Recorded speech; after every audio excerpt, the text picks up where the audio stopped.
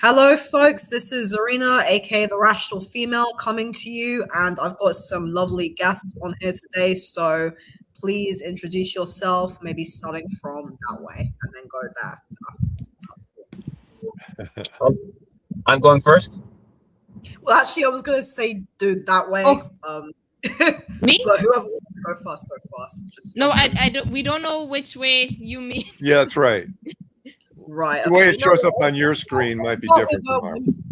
Women Against Feminism. Introduce yourself. Okay, hi, I'm Jana. I'm with Women Against Feminism. So I've actually changed the YouTube channel name to Non-Feminist Majority. So basically, yeah, I've always been a non-feminist person. I think my views have softened up a bit over the years, and yeah, but I'm still not a feminist. And so I advocate for things along those lines. And so I'm going to pass it on now to Blueorange. Hi, my name is Blueorange22. Thank you for having me, Zarina. I've had you on my channel before, always a good time.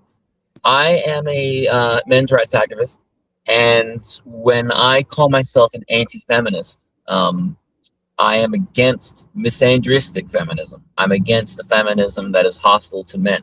I am not against women's rights, and I am not against equality for women, which is a distinction that is important to make, because a lot of people, they hear anti-feminist, and they think, oh, well, feminism is equality, therefore you must be against equality. That's not what it is at all.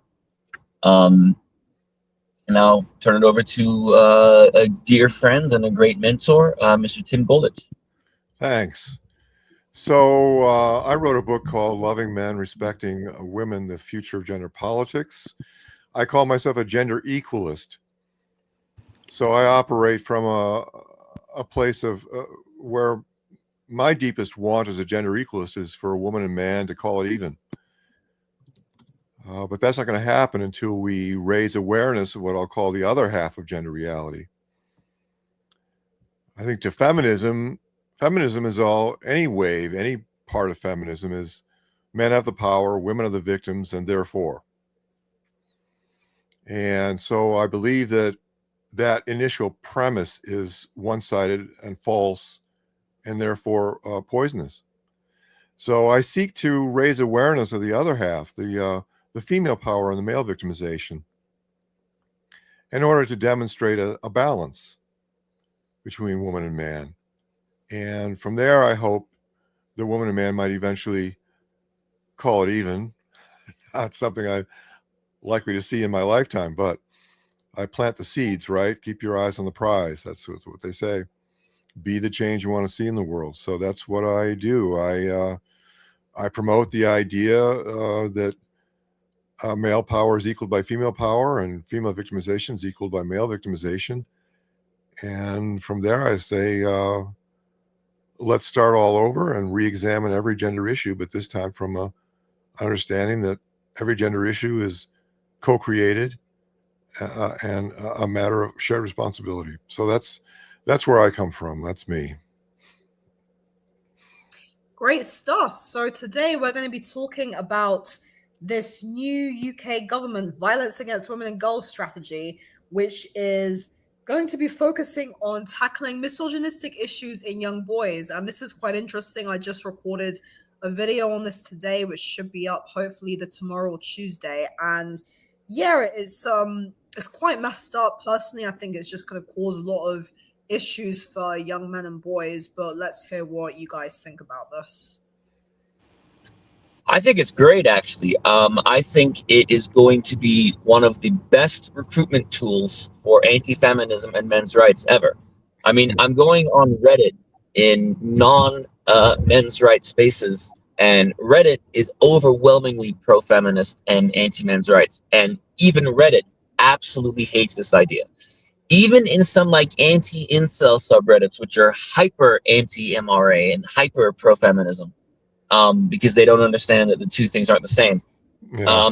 They aren't keen on the idea. So I think that this is going to, when I say backfire, what I mean in a good way is I think it's going to recruit people away from misandry.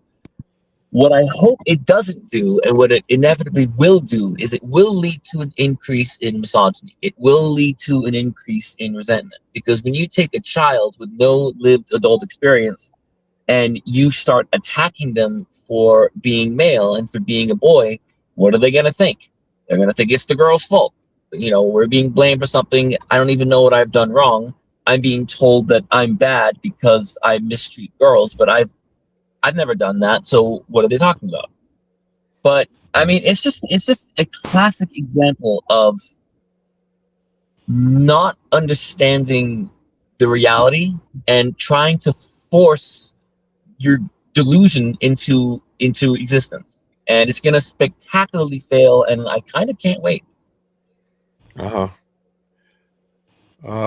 agree with that. I agree with all of that. Yeah. They're going to try and browbeat the boys into disowning their own point of view. You're going to be championing feminism as a righteous corrective that addresses what feminism believes is an imbalance of power enjoyed by the male and an imbalance of victimization suffered by the female. And they're looking around and they're going, all I see is the opposite of that. And now I've got this big sister force coming down on me. And even if they recruit males to do this instructional, even if they find feminist men to do this, it's still in such denial of the boys' point of view. The boys are just getting crushed with that. And they're going to be silenced, but they're going to be seething underneath. So to some extent, it will succeed. And there will be boys that will be indoctrinated. And there will be boys that will fall in goose step to the whole feminist perspective. But there will be other boys, hopefully a lot of them, most of them, that will say it's not fair. They'll just have that feeling deep inside. This just isn't fair. And they're going to rebel, and that it's going to backfire on them. And they're going to get more angry with girls as they see girls as sort of an oppressive force. That the girls are in every way advantaged, and that their point of view is the only point of view that's allowed. And it's bound to build a lot of resentment. So I hope the backlash is overall positive somehow, but geez, over the short run, it's apt to be pretty awful, I think. Well, I think it also depends on, so this law, they're talking about what they're going to teach in schools with respect to gender relations, right? Yeah. Mm-hmm. I think it really matters as well. For example, you have more female teachers than males. This might have an impact, because I think teachers can be very biased. But what I want to say is, at least here I see that more and more males are going into teaching. So I think that can have an effect. I don't know how it is in the UK. So if you see like more men in teaching, then maybe it could help. But in general, I think females, women dominate teaching, right? Sorry to say females for all the feminists, but sorry. In general, women, not females. Women dominate teaching, right? So yeah, these are also things to consider, because if you put a sort of feminist syllabus in front of people, and then they have their own bias, it makes it worse. And as opposed to if men are to teach it, it might not come across in the same way, or it might not be as bad, I guess. But yeah. Well, it says all secondary schools in England must teach about healthy relationships, consent, the difference between, I'm going to say pornography just for YouTube, and real life relationships, and the harms of toxic masculinity. So yeah, I think you've all like touched on pretty decent stuff about how there'll be a massive rise of this like misandry, a rise of misogyny as well, of young boys becoming very anti women, and its true teaching is very, very female dominated, female oriented. But yeah, I just think this is a very, very authoritarian push by the government to enforce this agenda, and it will just create more and more division between the sexes. And I think it's really sad as well, because it's kind of enforcing this way of making young boys feel like they're collectively complicit in the subjugation of women, and at such a young age as well. These boys, it's like 11-year-olds, so it just so awful. I think it's dreadful. And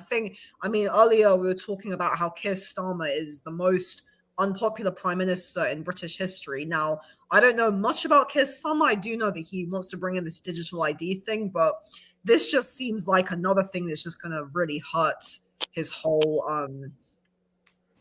whatchamacallit, like whether his positivity approval ratings even. Yeah. Do you know when it's set to begin? Mothers of sons are going to get wind of this. Mothers of sons are going to protest, I think. Yeah, I mean, the problem with feminism is that it's half of gender reality. It's the male power, female victimization half of gender reality, presented and demanded to be accepted as if it were gender reality in its entirety. And there's only so much you can do to indoctrinate boys out of their own point of view. You know, from the boys' point of view, the girls are going to seem increasingly smug, increasingly superior, increasingly privileged, empowered, dominant. And then the boys are told that no, girls are the victims. Girls are the powerless victims, and it's not going to jibe with what boys are seeing. No, I completely agree. Also, Thomas, sorry, you mentioned something about Reddit. Just to put this out there, I have a subreddit. Well, I'm more of a subreddit called Women's Advocates, and we discuss basically pro-female stuff, but we're against feminism. And a lot of people there's a lot of like people posting the problems of feminism, and I really like this idea of like feminism being just one half of gender equality, because there's a whole like wave of issues that are not being discussed. And there's a few subreddits that I know that like maybe you guys know too, like there's men's rights, there's left-wing male advocates, there's anti-feminist, there's also egalitarian. But yeah, if anyone is interested, women's advocates is one that I'm on. And I think that part of advocating for women in general means, because it's interesting how there'll be a lot of mothers who won't like this. And I think part of advocating for women means saying, actually, we need to be supportive of relations between men and women. Otherwise, we'll end up with a complete end of harmony between the sexes. So, yeah. I almost wonder, do you think the intent is genuinely to try and address toxic masculinity, or do you think they are intentionally trying to stoke the fire? Like they want to push boys into saying misogynistic things to prove their point? No, I think feminism is in deep trouble. We got to understand that feminism doesn't just risk being sort of taken down ideologically. Feminism is at risk of being exposed as a terrible force, as something that has torn up relations between men and women, that has torn up the social fabric, marriage. You can look at the defamation of male character that's been presented by feminism. I mean, if feminism were really laid bare and exposed, it had the potential is for an enormous backlash. I think feminism is frightened of what could happen if their whole belief system unravels. If people no longer believe that men have the power, and people no longer believe that women are the victims, and no longer believe that feminism is a righteous corrective. What if they really saw feminism for what it is? then there could be an enormous backlash. So I think feminism, the nearer it gets to being exposed, the more desperate it becomes, the more ruthless it becomes. And this, I think, is what's happening. I think this is what's going on. They're trying to maintain their ideological dictatorship in the Kind face of like a cornered, growing kind of opposition. like a cornered animal that's running out of places to go Yeah, and lashing out. Yeah. yeah.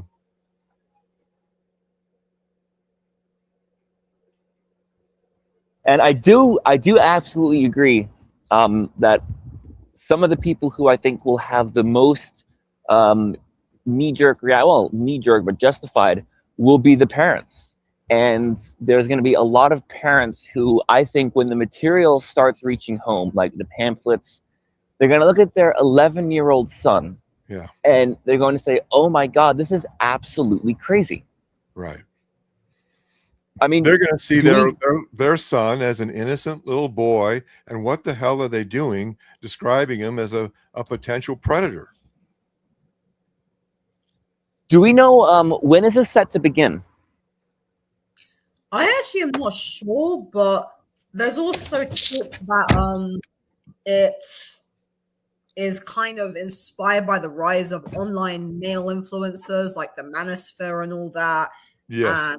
And I think that that is part of this whole concern. And something which I also touched on in the YouTube video I made today is, why don't we ever hear about the rise of radical female influencers? Because there are women out there, really notable example I can think of is Anita Sarkeesian, who do push extreme rhetoric, and we never hear about them, yet we only ever hear about toxic males or bad men or dangerous men, but never about dangerous women. No, well, that's contrary to the feminist belief system. According to feminism, gender reality is man bad, the over-empowered oppressor, woman good, the innocent victim. And that's what they see. That belief system is the foundation for feminism. Otherwise, what even justifies the existence of feminism in the absence of any mirror opposite perspectives? It's all about being a righteous corrective as a corrective for the imbalance of power enjoyed by men and the imbalance of victimization enjoyed by women. If that belief system crumbles, then so does feminism. So they're not going to want to know about the other half of gender reality. They don't want to know about woman bad. They don't want to hear about men being victimized, unless it's men being victimized by themselves. They'll be, if it's patriarchy victimizes both sexes, then they're on board with that. But female power, female force of influence in the system is really forbidden. That's an absolutely forbidden reality. It's all about men have the power and women's righteous entitlement to that male power, not looking at female power. I think this comes from the mentality of like women historically being viewed as pure and innocent. And there's a tie to that with Christianity as well. I'm not religious, but there's this idea of like women being pure and innocent and holy and need to be protected.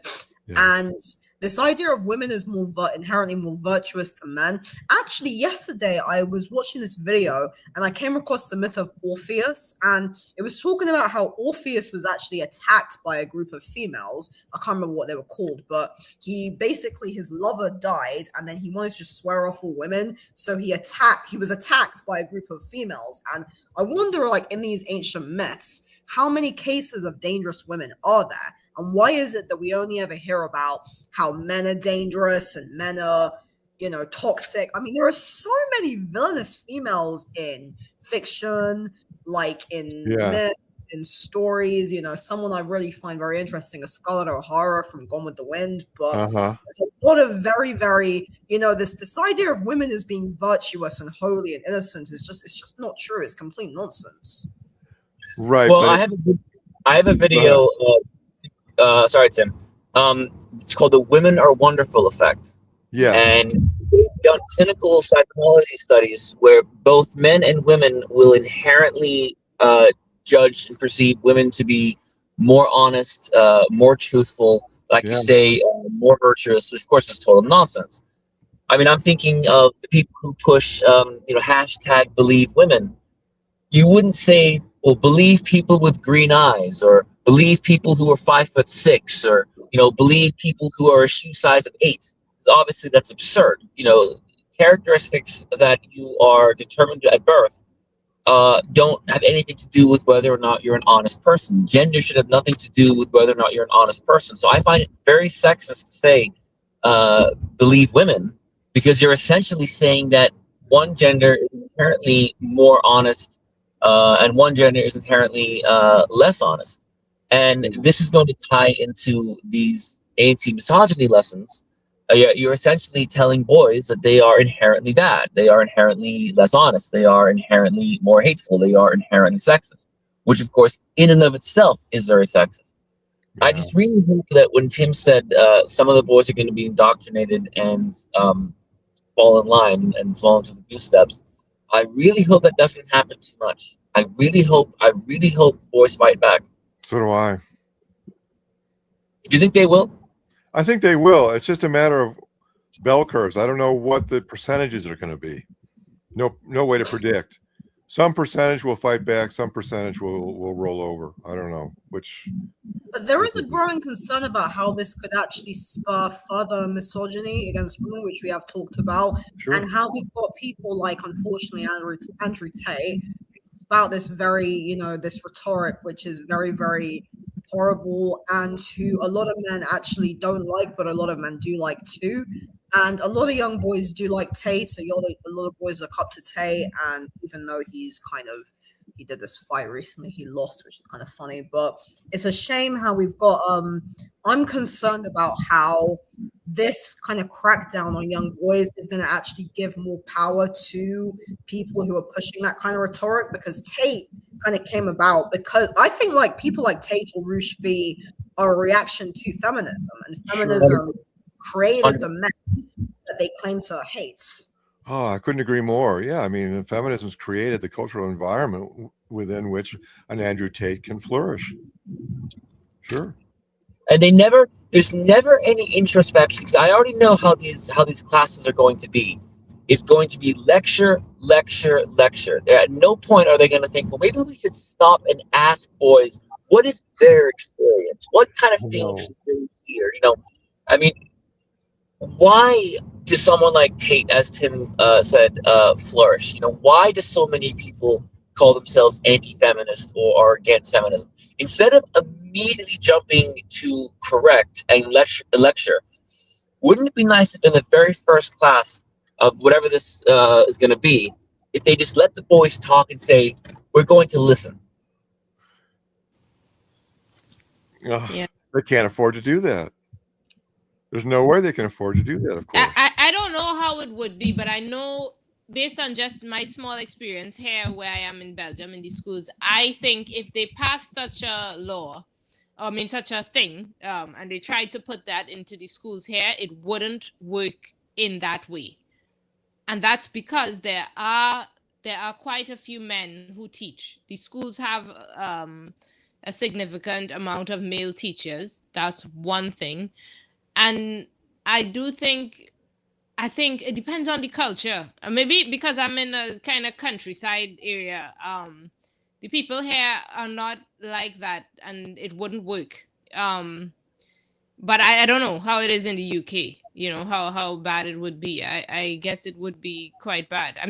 I just tried to imagine how it would work, and he said they would lecture, but on this side that wouldn't be how it would play out. They would treat it with quite a bit of skepticism and all of that. I guess it really depends on the culture. Like I can imagine in America, in more rural areas, even if they told them to teach something like that, they really wouldn't.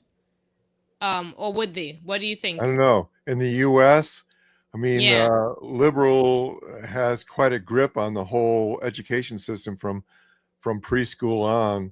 I don't know. There in the U.S., we have maybe some more safeguards. I don't know. But even if the teachers had this in front of them, like even if they had a syllabus that said, we have to teach consent, boys are bad. In a sense, boys have to ask for consent, which is ridiculous that it has to be taught one way or the other. But even if they had such a sort of sexist syllabus in front of them, do you think the teachers in a rural community out in America, would they actually teach that? Because I could say I don't think that's how it would play out. I don't know. I mean, in the rural areas, it's not so much feminist, but it is very chivalrous. So you know. Okay. Traditional But values. you get a lot of that. I'm just thinking of some of my high school teachers. You get a lot of backlash. You get a lot of backlash for sure. A lot of teachers would not go for it. Yeah, that's what I'm saying. Based on knowing the teachers, yeah, I'm sure there are teachers who would know it, who would do it. But I can say there's a good chunk of teachers there who wouldn't. Mostly male teachers, to be fair. But they would look at that like, you know. Yeah. I would certainly hope so. Yeah. But I don't know. In the UK, it's probably not as high a percentage of male teachers. I think here we still have that thing where there are a lot of male teachers, you know. In the U.S., my understanding is that only 10% of grade school teachers are male. Yeah. So this plays a role. Because I can agree that female teachers would be more inclined to be okay with whatever, you know. It's But Zarina, let me ask you, so how is the general public of the UK so far reacting to this? Like, what are you hearing on the streets? What are you hearing at work? What are you hearing at school? Well, I haven't heard anything because I don't really go outside, but I will say that from what I've read online, a lot of people, I think was I watching a video about this or something? I think I was seeing the comments and people were kind of saying, like, there's some comments about people saying this is very Orwellian and this is quite a concern. But yeah, no, I honestly wouldn't know because I don't actually follow the news that well. I'm more kind of into theory and stuff behind it. But I will say, though, that as we touched on earlier, Keir Starmer in general is very, very unpopular. And this just seems like another attempt by him to do something which is going to be hated by the public. So yeah, I mean, actually, did someone make a video? I'm trying to think now if I saw, because I haven't seen a lot of people talking about this, but I do follow Simon Webb on YouTube, and he seems like the kind of person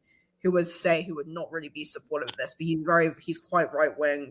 I'm not right wing personally, but I do think he says some very interesting things.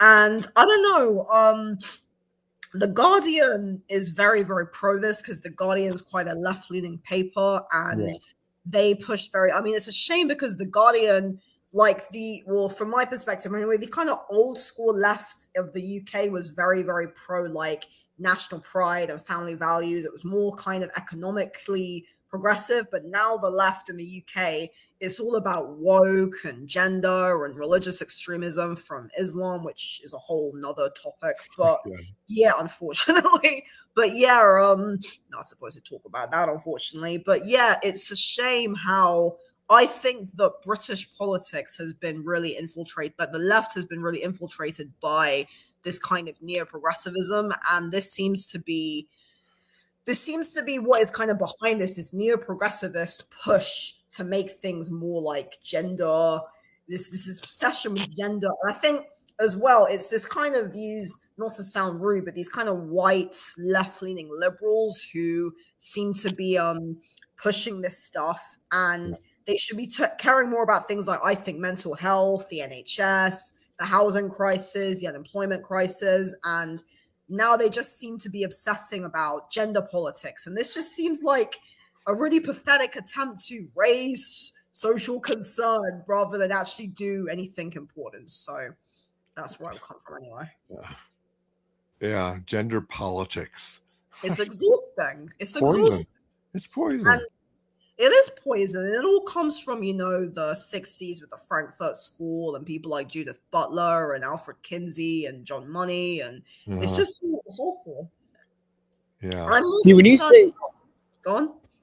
Sorry, when you say it's exhausting, I think that most normal people, whether they realize it or not, are much, much closer to being men's rights activists than they are to being feminists. Now, they may think that they're against the men's rights movement because of what they think it is, but in terms of how we live and how we think, we're normal people for the most part. Most of us don't even enjoy doing this. We do this because we have to, because if we don't say something, no one will. Whereas the leftists that you're talking about, they are so obsessive with it. And they live in just an alternate reality where they make it their entire identity. Everything they do revolves around trying to push us onto other people. So when you start pushing things on people, it becomes very repellent, it becomes very repulsive. And that's why I think this might very well push these boys and maybe girls too. Yeah, Maybe. Plenty of women on the men's rights subreddit. I get plenty of. I mean, sorry, that's why I call it non-feminist majority, because it is true that the majority is still not really feminist in thinking, but it depends on how you define feminist. So yeah, in some ways the majority is feminist in terms of giving women grace, but in terms of, there are some lines I think that, well, let's see. It depends on how you define the majority as well, which age group and all of that. Well, feminism isn't really about, it's not really, the way I see it anyway, it's not really a pro-women's movement, it's an elitist movement. And I think feminism is more about female supremacy and misandry, which we've touched on here. And also it's more about this idea of women as an oppressed class rather than actually elevating and empowering women. Like, it doesn't teach women how to be good mothers, good wives. It doesn't teach women how to be, you know, like boost their femininity. It doesn't teach women how to be good people. All it does is it brainwashes women and bombards them with this indoctrination about how men are the enemy, and it makes women so angry and bitter. And I will say that as someone who's, you know, I'm 28 years old, I'm Gen Z, I do, and I also live in London, I do feel like a lot of the people that I've interacted with in my life are quite left-leaning, and it can be very difficult to find people who don't swing that way. And in my experience, it's usually men who are not aligned with that way of thinking. But unfortunately, there are some men who do subscribe to this kind of extreme neo-progressivist way of thinking. And a lot of men would say, oh, men's rights activism is very, very misogynistic. What rights do men need? And I don't know. I'm exhausted because I consider myself an anti-feminist woman, and some people, like, someone asked me, "Oh, you're not anti-women, are you?" And I was like, "No, not at all. I call myself a women's advocate. Like, I'm pro-female. Yeah. It's just, and I want to start something which is about actually helping women, but not being pro-feminist, because it's so sad. Anything now that is pro-female is pro-feminist, and it's very difficult to find women who are like, say, I'm not a feminist. Like, actually, Bridget Bardot, she just died, and she was vehemently against feminism. And there's a lot of women, like some very good examples I can think of, like Ayn Rand, Margaret Thatcher.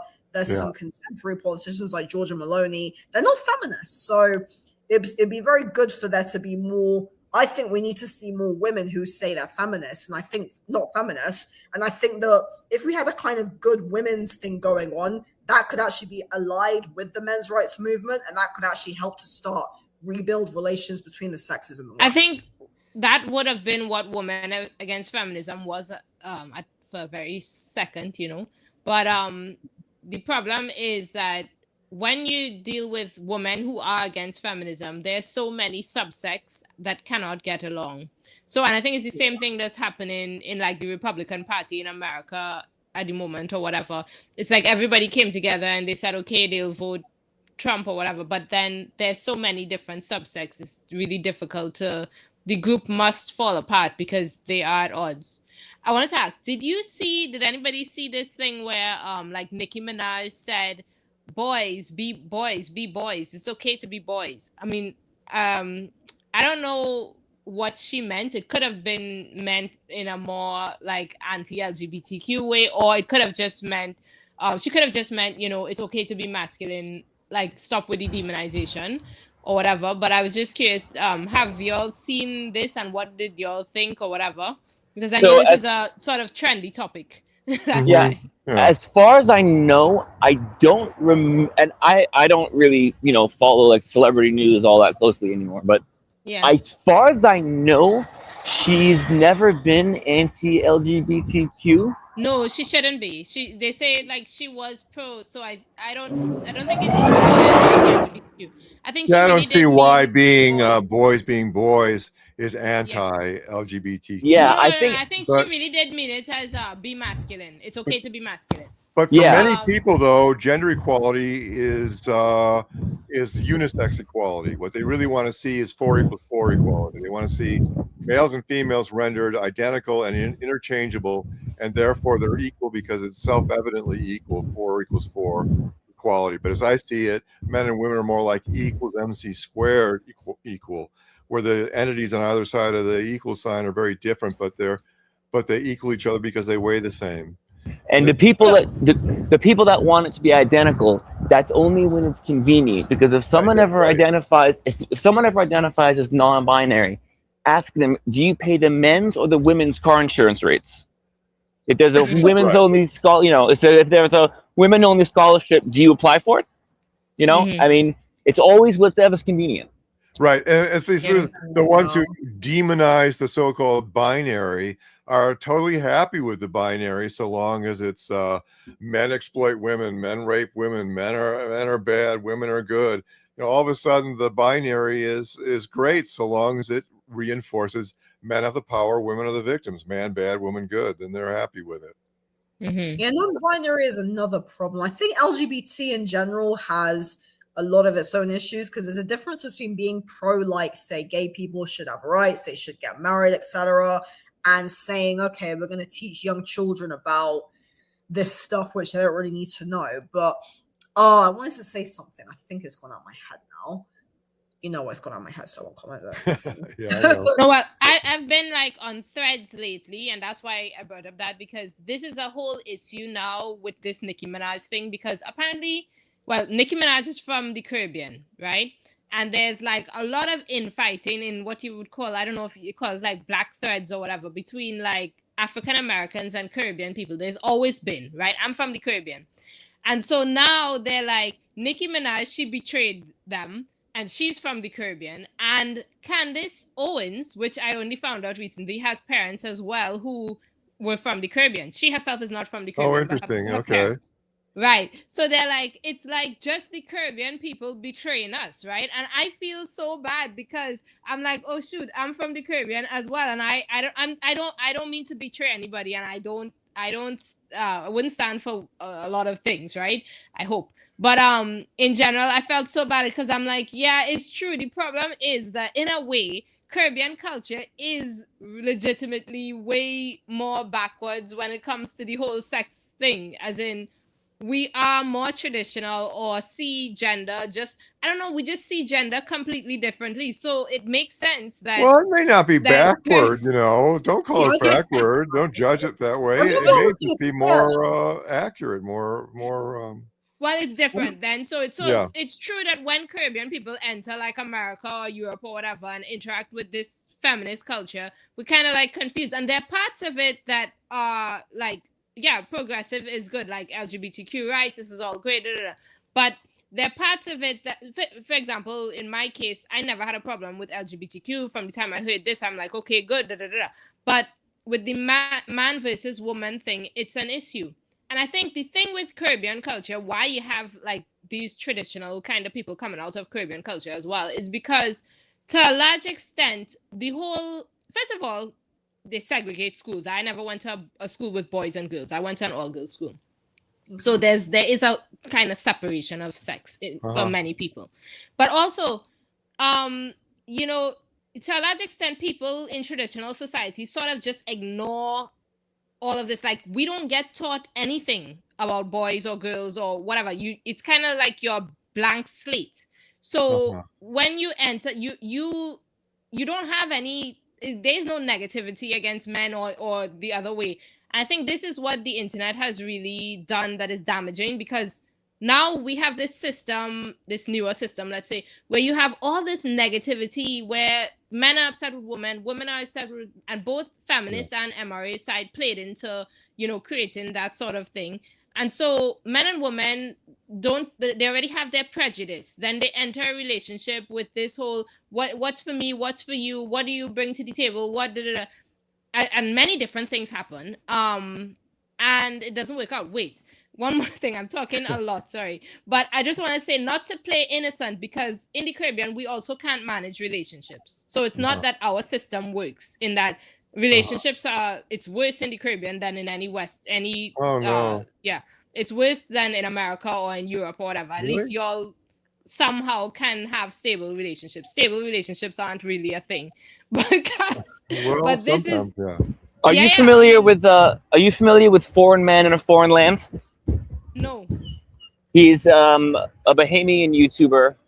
Unfortunately, one of those obnoxiously leftist progressive feminist men. Tim, he's the guy who reviewed me on the Jubilee Middle Grounds, the one who said like he called me Ian the Rapper. Yeah, that was him. I remember, And he talks a lot about gender in the Caribbean, and he kind of says similar to you, except he blames absolutely everything on patriarchy and men. Yeah, of course. Okay, well, to me, the thing is, what I see, and I have said this since I entered anti-feminism, I've said the whole, in a sense, I don't want to sound too anti-leftist, but to me, I said, okay, the leftist stuff ends in what we have in the Caribbean, which is like awful from a dating perspective, right? Now, the problem is that I don't know how to explain it very well, but I think what happens is that people get hurt. Both men and women get hurt. When you have, in a sense, you could look at traditional system or the Christian system or whatever as a kind of purist system where they're trying to say, I don't want anybody to get hurt. So save yourself, don't do anything until you're sure, commit to one person and then go with that, right? That is the sort of traditionalist Christian view. Now, the other way of structuring society, which is kind of what the leftists say or whatever, is just freedom, whatever, don't judge, blah, blah, blah, right? What happens is that people get hurt, individuals get hurt, and then no one can trust anyone, right? And you are entering a dating scene or a dating system where no one can trust anyone. And what it means is that you will get hurt. It is impossible for you to not get hurt because the majority of people have been hurt. They don't trust you. Because they don't trust you, they will cheat. They will do this. They will da-da-da. And you end up in a system where you can never trust anybody and there is no option to build a normal, functional relationship with someone for the... So it's self-fulfilling. The system's self-fulfilling. It inevitably creates the paranoia that it starts out with. Right. And it's difficult to explain. This is what I tried to explain in the very beginning of my anti-feminism thing, whatever. Because, like, what they don't understand is that they're all like, oh, it's just choice. You know, if I want to be a slut, if I want to be a Christian, if I want to be there's no choice. When the system takes over, there's no choice. Because everyone in the system ends up hurt. And everyone ends up with these sort of emotional scars that they can't navigate. And then everyone ends up, there's no choice. Choice is either one way or the other. It ends, it's like rot. It's like a disease that just goes, you know? Yeah. And that can be for another video because actually I think we should probably start wrapping up soon. But yeah, I was actually, because I made a video actually talking about the sexual revolution and how it's had a negative impact on women. But I will say this also, to say what Tim was saying earlier about men and women being equal, I think men and women have equal strengths and we deserve equal opportunities, but we're not the same. And that's the issue that people get wrong. It's that we shouldn't treat men and women like they're identical, like gender is a social construct, because, and this links with what Jana was saying as well, men and women look at things very differently. And when it comes to things like sex, for example, men and women have very different attitudes. And if we say men and women should have the same attitude towards career, sex, relationships, people are going to get hurt. So, well, this is how it looks from a gender equalist perspective. Okay, so gender equalists look out and they say men and women are and have always been about equal in number, about evenly matched, about equal overall weaponry and efficacy. They've each exerted an equal overall force of influence in the human system and are thus equally responsible for outcomes. How much more equal could they be? Yeah, I always look at it, I think of it this way, and I try and explain it this way to people. If you take, in terms of gender roles and gender stereotypes, if you take 10,000 boys and 10,000 girls, or 10,000 men and 10,000 women, and you follow them over the course of 5 years, 10 years, 15 years, you will see certain patterns and certain trends. You will see boys tend to choose these toys to play with, and Sure. girls tend to choose these. It doesn't mean it's an absolute rule, and it doesn't mean that it's wrong if the boy chooses the Barbie or the girl chooses the G.I. Joe. Right. But it's what's most natural. And when you try and force it, like you said, people are going to get hurt. They're going to get confused. They're going to get resentful. And ultimately, you're achieving the opposite of more harmony and more equity. You're achieving the opposite.